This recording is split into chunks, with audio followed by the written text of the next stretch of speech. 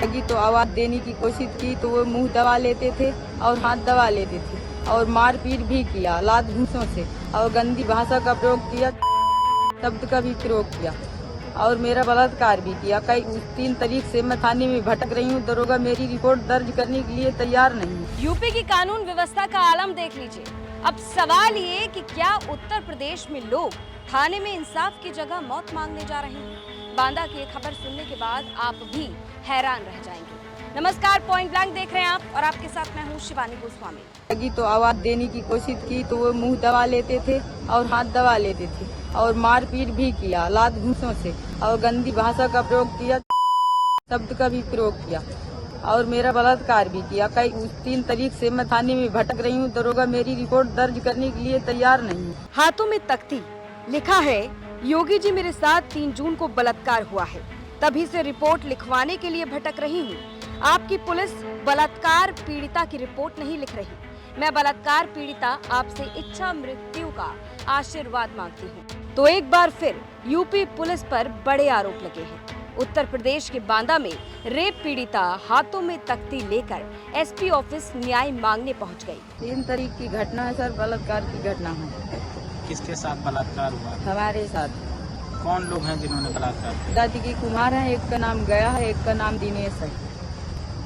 कहाँ थे आप? कैसे इस घटना को अंजाम दिया उन्होंने? सर मैं दोपहर के 2 बजे अपने मकान में सो रही थी। कोई नहीं था मेरे घर पर। मेरे बच्चे दूसरे मकान में सो रहे थे। बेटी मेरी खेलने चली गई थी।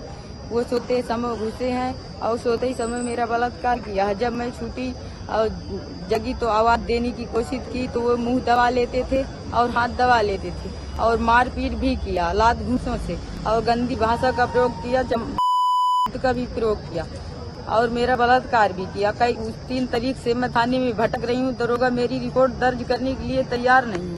अगर दरोगा जो रिपोर्ट नहीं लिखा? मुझे दरोगा का नाम सर मालूम नहीं है और जो ज्यादा कहती हूँ तो दरोगा कहता है जो करना हो कर लीजिए। तो ये मामला गिरवा थाना क्षेत्र के एक गांव का है, जहां पर सोमवार यानी कि 10 जून को एक रेप पीड़िता हाथों में तख्ती लेकर सीधे थाने पहुंच गया और उसमें उसने इच्छा मृत्यु की मांग की है और आरोप लगाया है यूपी पुलिस पर कि वो लगातार 3 जून से भटक रही है, लेकिन उसकी एफआईआर तक दर्ज नहीं करवाई जा रही। अब ऐसे में कई बड़े सवाल उठते हैं।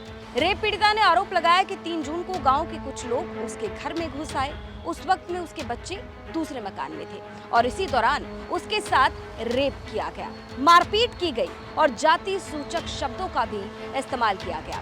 लेकिन वो भटकती रही पर एफआईआर भी दर्ज नहीं हुई और अब जब वो तख्ती लेकर थाने पहुंच गई तो आनन फानन में एफआईआर लिख दी गई। थाना गिरवा क्षेत्र की रहने वाली एक महिला के द्वारा 112 पर सूचना दी गई कि उसके घर में घुसकर एक व्यक्ति द्वारा चोरी का प्रयास किया जा रहा है, जिस पर मौके पर 112 द्वारा पहुंचकर आवश्यक विधिक कार्रवाई की गई। आज दिनांक 10 जून 2024 को उसी महिला द्वारा पुनः एक प्रार्थना पत्र दिया गया है, जिसमें उसी व्यक्ति द्वारा और गांव के एक और व्यक्ति के द्वारा दिनांक 3 जून को उसके घर में घुसकर उसके साथ गलत काम करने का बात बताई गई है, जिसे संज्ञान में लेते हुए थाना स्थानीय पर मुकदमा पंजीकृत कर लिया गया है।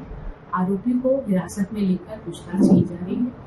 गहनता से साथ संकलित करते हुए आवश्यक विधिक कार्रवाई की जाएगी। लेकिन यहाँ पर डीजीपी का कुछ और ही कहना है। पुलिस की तरफ से कहा जा रहा है कि 3 जून को महिला ने 112 पर कॉल करके चोरी होने की घटना बताई थी, लेकिन अब 10 जून को वो महिला रेप की घटना बता रही है। हालांकि इसमें पुलिस की तरफ से कहा जा रहा है कि आरोपी को गिरफ्तार कर लिया गया है और आगे की कार्रवाई की जा रही है।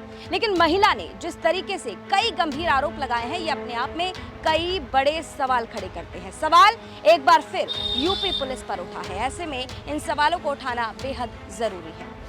पहला सवाल, यूपी में इंसाफ मिलना क्या इतना मुश्किल हो गया है?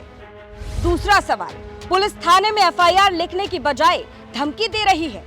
तीसरा सवाल, इंसाफ की जगह क्या अब मौत मांगने की नौबत आ गई? चौथा सवाल, यूपी पुलिस पर लगे आरोपों का जवाब कौन देगा?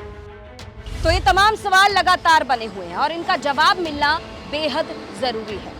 तो तमाम जिम्मेदार अधिकारी साहब सामने आइए और इन सवालों का जवाब दीजिए। पॉइंट ब्लैंक इसी तरीके से आपकी खबरों को लेकर आता रहेगा और आप ही के सवालों को उठाता रहेगा। इस खबर से जुड़ी और इस शो से जुड़ा अगर आपका कोई सजेशन है तो वो हमें कमेंट बॉक्स में जरूर लिखें। ये खबर हमें भेजी थी बांदा से हमारे सहयोगी सिद्धार्थ गुप्ता ने और बाकी खबरें जानने के लिए लगातार देखते रहिए यूपी तक।